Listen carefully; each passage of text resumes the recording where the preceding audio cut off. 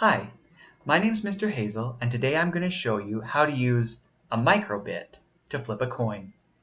You're going to need a microbit, a battery pack, and a USB connecting cable. Your first steps are going to be to connect your microbit to your computer, open up a web browser, and go to makecode.microbit.org. Now, if that sounds a bit confusing, check out my introduction video where I go through those steps a little bit slower. This video assumes you've tried a few of these activities before, so it goes at a little bit of a faster pace. If you need to stop at any point, just hit the pause button until you're all caught up. All right, let's get into it. So, I have created a new project and named it Flip a Coin. It opened my programming portal, and in my programming space, I have the on, start, and forever blocks that I don't really need anymore, so we'll get rid of them. And what I do want to do is we are going to start with a different input than we've ever used before. This input is going to be on shake. So what that means is there is something called an accelerometer inside of this microbit. And what that means is it can tell if it's being moved. It's the same sort of technology that goes into smartwatches that can tell whether or not you've taken a step, because it can tell if something has gone up or down or has been moved around. So it doesn't require a huge or violent shake to activate that input. It just needs a little shake so that the accelerometer can be activated on the microbit, and that activation will tell it to do all of the commands that we're going to put into this coding space here. So that being said, it also changes our later over here, and it adds a shake button.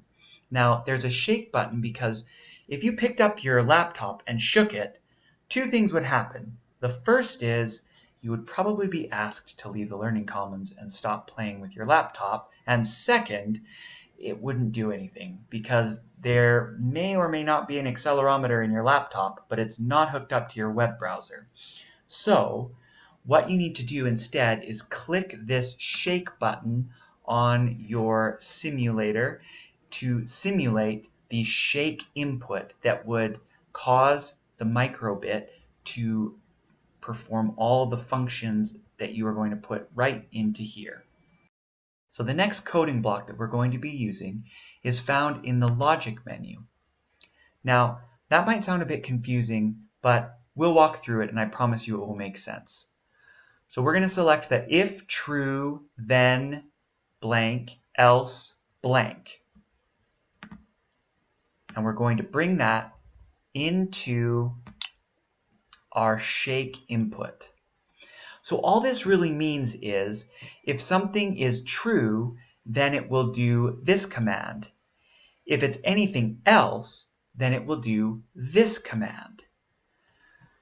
So that works really well if you're trying like so many different programs. It can do so many different things, this command. And the thing that we're going to ask it to do is about the simplest way to use it.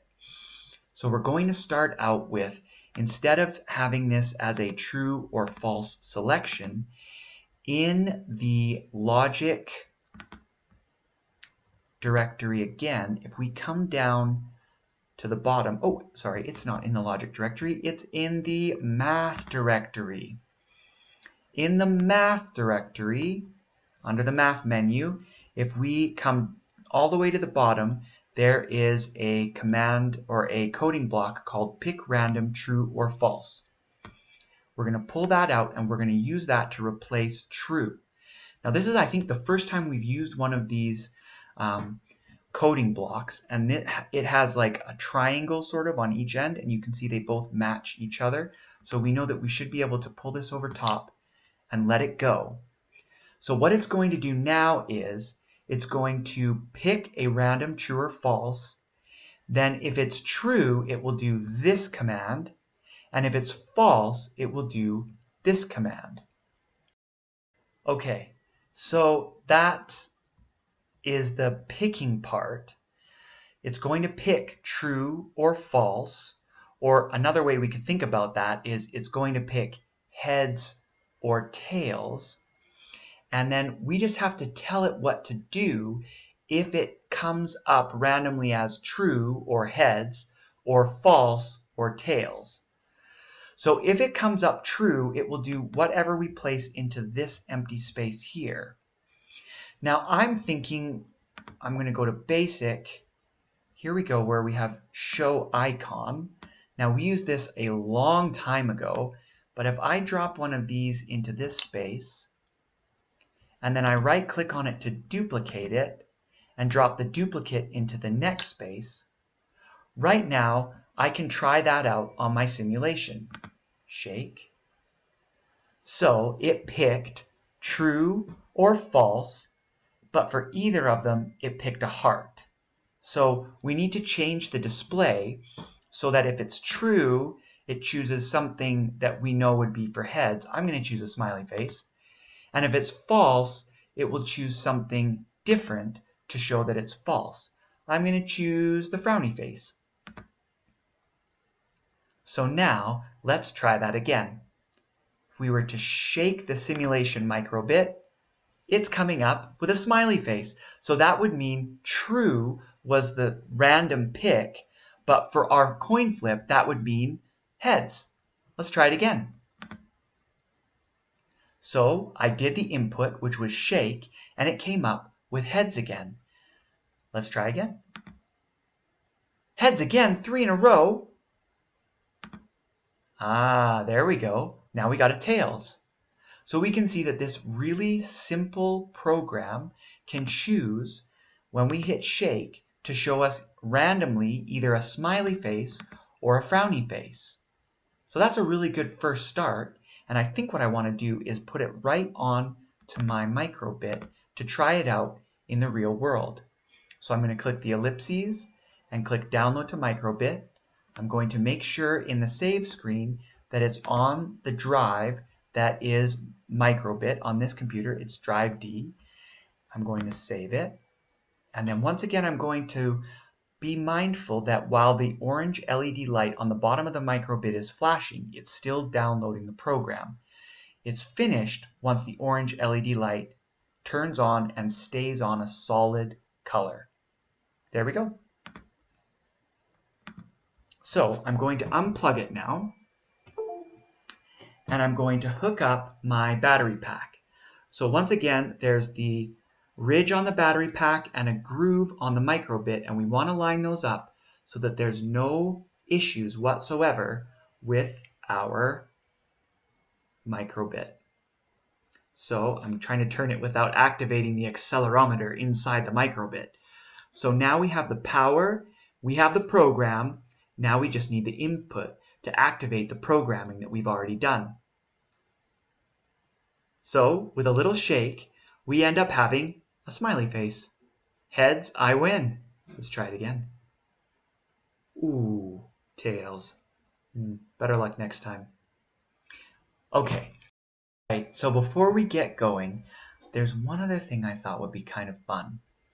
Now, normally with a coin flip, when you flip it up into the air, part of what makes it so cool is that it spins around and around and around, and you can see the head and the tail and the head and the tail, and then there's a moment when it's hidden, and you don't actually know which is going to come out on top. And I think it would be kind of fun to replicate that in this program. So if we take our smiley face icon and duplicate it, and then we take our frowny face icon and duplicate that, pop them together. Let's move them on top of the pick between true or false. So now when we shake the microbit, what it's going to do is it'll show us a smiley face, a frowny face, and then pick a random between the two. But usually there's quite a few more spins than just one when you're flipping a coin. So let's add a couple more just for fun. Duplicating, dragging, duplicating, dragging. Okay. Oops, I have 2 frownies and 2 smileys in a row. But I can always move my pieces around. Sometimes it takes a couple moves to make it exactly the way that I want it, but that's okay with me. There we go. Now I'm smiley, frowny, smiley, frowny, smiley, frowny. And I'm actually going to come into basic again, and then down at the bottom there is a clear screen. Let's drop that one in between the last frowny face and the random pick. Because like we were saying before, oftentimes you have your hand over top of the coin, so you don't quite know. And then we can also do, I'm pretty sure it's in basic, but let's take a look. There's one that does a bit of a break. Aha, pause. So here we can put a pause in, and MS here stands for millisecond. So 100 milliseconds is actually only 1/10 of a second. So 10 of these could fit into 1 second. I think we've got to make it longer. Let's go with 2 seconds, which is 2,000 milliseconds. And that seems about right. 1, 2, yeah, I think so. All right, let's download this program and try it out. Make sure to wait until after the orange lights have finished flashing on your microbit, otherwise the program won't be finished downloading onto it. Perfect. Solid orange. All right. So now it's the moment of truth. Heads I win, tails you lose.